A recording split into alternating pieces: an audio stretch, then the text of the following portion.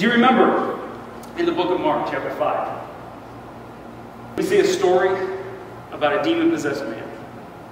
Right? He was the one that was full of demons, and he was cutting himself with the rocks, and he was outside of the town and lived by himself, right? And Jesus comes along and he sees this man, and he casts out the demons into the pigs. That's the part that the kids like, right? Casts out the demons in the pigs, and the pigs run off the cliff. So he did this amazing miracle. And people start talking about it. People start talking about what Jesus did. A great thing, right? Saved this demon-possessed man, showed his power to all these people, and they start talking about it. But take a look at verse 17 of Mark chapter 5. Look what the people did. And they began to implore him to leave. Right? Jesus just saves the demon-possessed man. He shows a great miracle. People hear about it and they go, you better get out of here.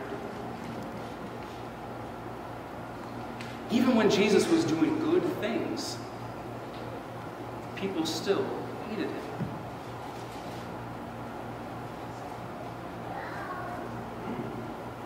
You know, of course, as you study the New Testament, you see that this hatred ultimately led to the cross.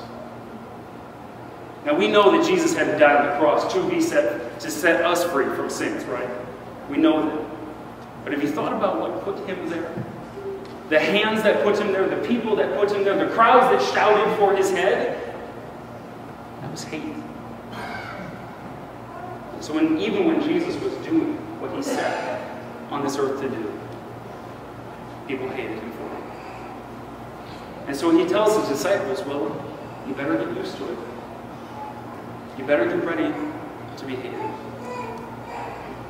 And can we expect anything different?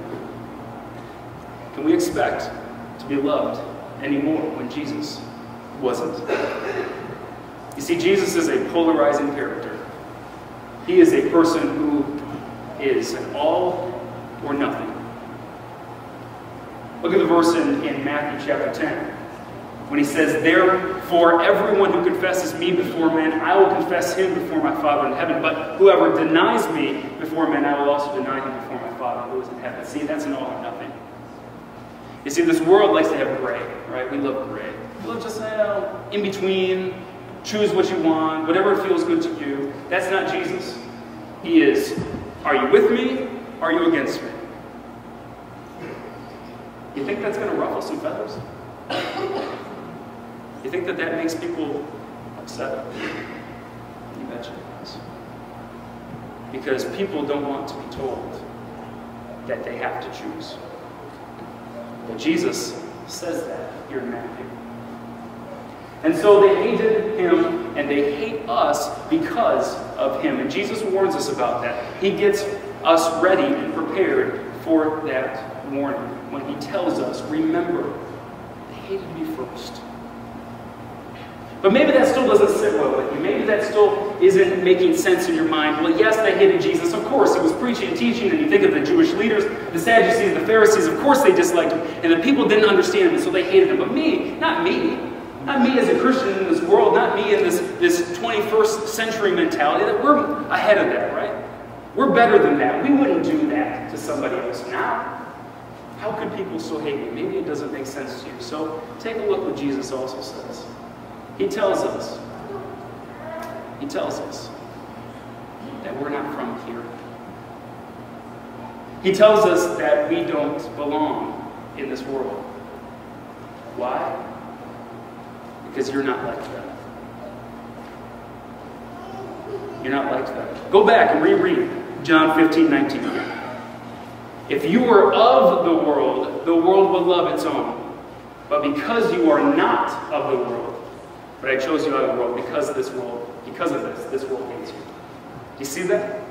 See, if you are part of this world, open arms, baby. They love you because you're not them. Guess what? If you're a Christian, if you are a follower of Christ, you're not of this world. You're not like them. And so what's the response? They hate you for it. We look at the young generation. We look at the generation growing up, and all they want to do is be different. Right? All they want to do is rebel against what happened before them, rebel against the generations ahead of them, and they're going to be different. They're going to stand out, and they're going to be on their own. And then guess what? They all wear the same things. They all pierce the same parts. Right? They listen to the same music. This generation that wants to rebel and break free, and I'm going to be an individual, ends up looking all alike. They're a group of rabid individuals. Because this world doesn't like you to be different. We don't like to be different. We want to fit in, we want to belong, we want to be part of something. And so we make compromises in our walk because we don't want to stand out. Guess what, folks? You have been called to have a life that is out of this world. You have been called to live a life that doesn't look like everybody else around you. You've been called to do that, and because of that, we take some repercussions. Look at John 17. I have given them your word. Jesus praying to God here. I have given them your word, and the world has hated them because they are not of the world. Even as I am not of the world, I do not ask that you take them out of the world, but that you keep them from the evil one. They are not of the world, even as I am not of the world. Jesus is praying to God, talking about his disciples. And I believe talking about us too. That Jesus has given God's word to us, and because of that, we're hated. Because we're not of this world. Have you ever thought of yourself like that? As a Christian, you, like Jesus, are not of this place. You are not of this world. And because of that, the world hates us. That kind of stirs in us some ideas that maybe we want to move to one of those like Christian communes, right? Right? Could you imagine that if you were living in one of these towns that you drive down the street and everybody used to on their way to church? Maybe. The whole town is here. Maybe you wanted to move to one of those places, but see, Jesus isn't saying that. He's not asking God, take these people out of here, but keep them safe. You see, we're stuck, folks. We're stuck in this world, even though we don't belong here. And because of it, the world reacts with hate. Why? Why can't we just move out? Why can't we just move to the country? We'll take this whole big group, we'll go out there, and we'll live alone. Why? Because of one very important reason.